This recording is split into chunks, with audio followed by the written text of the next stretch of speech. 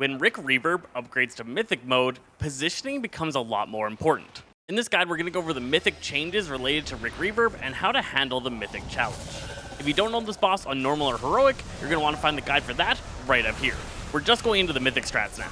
Positioning becomes important because there's 3 new major mechanics. First up is the feedback nullifiers. The amplifiers are going to get these blue shields on them, and the shields are going to stop you from being able to channel into those amps. This means the amps are going to get to 100% a lot easier, and you're going to need to get rid of these bubbles to be able to channel in. When players are marked with a faulty zap, if 2 players with the blue circles collide, they unleash a zap of energy, doing about 200,000 damage every half second for 5 seconds to all players within the circles, but also letting out a jolt, zapping an amplifier within 80 yards, removing its bubble.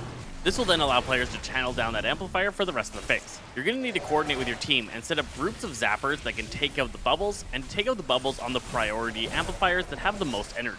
Making sure to control where you put down the amps and have plans for when you're going to remove the bubbles on each of those amps is going to be important, and you're probably going to need to have some kind of weak aura coordination to know which faulty zappers need to get together. The sound cannon is the other mythic change. When the bloom beam goes out, multiple players need to stand in its path, as the damage is now split between all players hit, and if any player hit goes below 75% HP, that player is going to become entranced. You need to stop any players from becoming entranced, so you need groups of players to be able to soak this, and everybody in that soak needs to be topped off to 100%.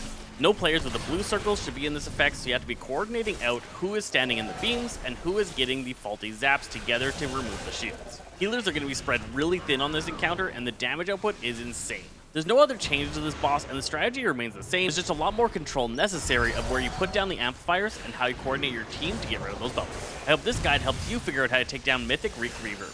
I'm Zenty Fresh Sazaze Games, and we'll catch you guys next time. Sazaze.